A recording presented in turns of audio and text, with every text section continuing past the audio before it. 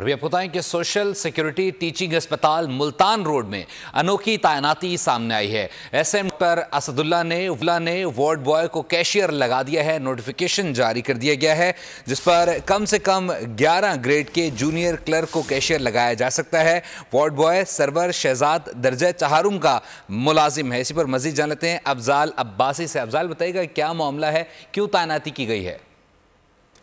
Social security teaching अस्पताल Multan road में एक अनोखी तैनाती हुई है। एमएस सोशल सिक्योरिटी अस्पताल डॉक्टर असदुल्ला खान ने वार्ड बॉय को कैशियर की सीट पर लगा दिया है और इसका नोटिफिकेशन भी जारी कर दिया गया है। वार्ड बॉय मोहम्मद सरवर शहजाद जो है वो दर्जा चहारम का मुलाजिम है, जबकि जो ये सीट है कैशियर की, इस पर 15वें ग्रेड का जो मुलाजिम है वो इस सीट पर लगाया जा सकता है, या कम से कम जो जूनियर क्लर्क हो जिसका ग्रेड 11 हो उसे लगाया जा सकता है।